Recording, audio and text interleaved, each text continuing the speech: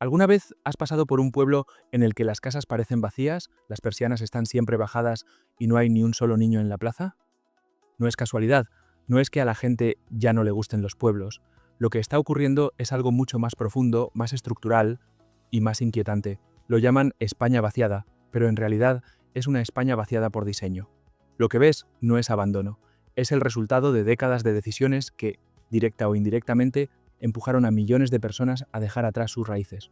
Todo comienza, como muchas historias modernas, en el siglo XX, concretamente a mediados. En los años 50 y 60, España vivía una dictadura que quería industrializar el país a marchas forzadas. ¿Y cómo lo hizo? Apostando todo a las grandes ciudades. Se invirtió en fábricas, polígonos industriales, infraestructura, pero solo en ciertos puntos del mapa: Madrid, Barcelona, Bilbao, Valencia. Mientras tanto, el campo quedaba olvidado, sin carreteras decentes, sin escuelas completas, sin hospitales. Las familias jóvenes se enfrentaban a una decisión difícil: quedarse o tener una vida. Y la mayoría eligió irse. Pero no lo hicieron porque quisieran abandonar su tierra. Lo hicieron porque no tenían otra opción si querían un futuro. A esto se le llama migración forzada por desequilibrio territorial. No es lo mismo que emigrar libremente, es migrar empujado por el vacío de oportunidades. A partir de ahí comienza un ciclo perverso. Cuando se va la gente, cierran las escuelas. Cuando no hay niños, se pierden médicos. Cuando no hay médicos, se marchan más vecinos, y así sucesivamente. Según el INE, más de 4.000 municipios españoles tienen menos de 500 habitantes, y la mayoría pierde población cada año. Muchos, cada mes. Es lo que los demógrafos llaman espiral de despoblación. ¿Pero por qué no se detiene? Porque el modelo económico actual no necesita pueblos. Las grandes empresas se concentran en ciudades. La mayoría de empleos digitales, industriales o de servicios se ofrecen en urbes. Y el Estado tampoco invierte donde hay poca gente. Se priorizan zonas donde el retorno es mayor. Así que los pueblos entran en una lógica de abandono institucional.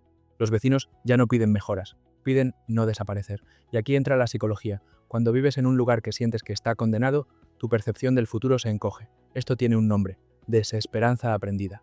Se ha estudiado en economía conductual cómo el entorno moldea la decisión de quedarse o marcharse.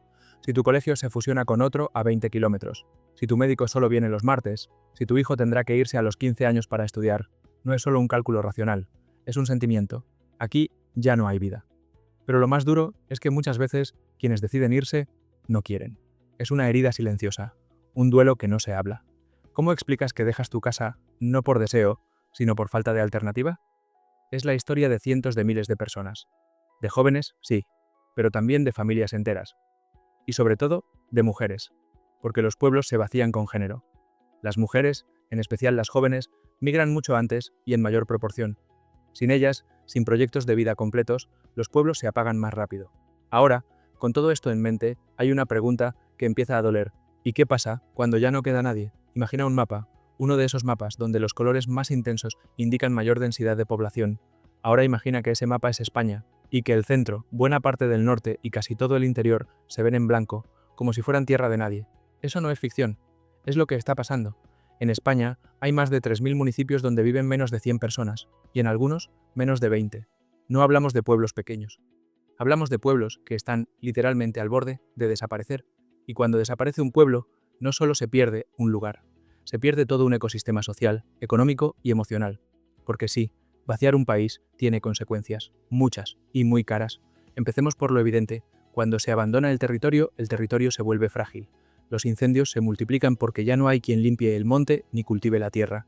Las riadas son más devastadoras porque nadie mantiene los cauces ni las terrazas agrícolas. La biodiversidad se empobrece. En la provincia de Soria, por ejemplo, más del 60% del terreno está en riesgo de desertificación. Y eso, a largo plazo, afecta incluso al clima local. Pero no solo hablamos del medio ambiente. Hay un impacto económico enorme. Los servicios básicos, al estar tan dispersos, se vuelven mucho más caros de mantener. ¿Cuánto cuesta enviar una ambulancia a un pueblo con 2 habitantes? ¿Cuánto cuesta mantener una línea de autobús que apenas transporta pasajeros? Lo paradójico es que, aunque hay menos gente, el gasto público por habitante en estas zonas es mucho más alto que en las ciudades. Es un modelo ineficiente, pero también profundamente desigual. Y aquí es donde entra la economía conductual. Porque lo más peligroso no es lo que se pierde, sino cómo se pierde. Cuando una zona entra en declive, las instituciones tienden a retirarse. Y cuando eso pasa, las personas también pierden confianza. Hay estudios que muestran cómo la percepción de abandono institucional reduce la participación política, aumenta el descontento social y alimenta sentimientos de agravio. Es el caldo de cultivo perfecto para la polarización. En zonas despobladas de Castilla o Aragón, el voto a partidos que prometen reparar la España olvidada ha crecido más del 100% en solo 5 años. No es casualidad. Pero más allá de la política, hay algo que duele incluso más: la pérdida de identidad. Porque cuando un pueblo desaparece, no se va solo la gente. Se van las fiestas, los acentos, los saberes, las recetas, las leyendas. Se va una forma de estar en el mundo, y aunque eso no cotiza en bolsa, tiene un valor incalculable.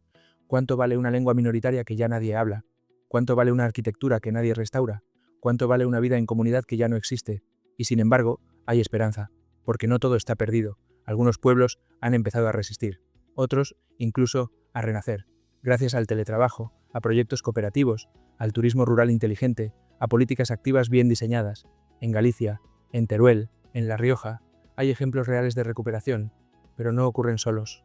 Requieren visión, inversión y voluntad, porque lo contrario, dejar que España siga vaciándose, tiene un precio que no podemos permitirnos, ni económica, ni ecológica, ni emocionalmente.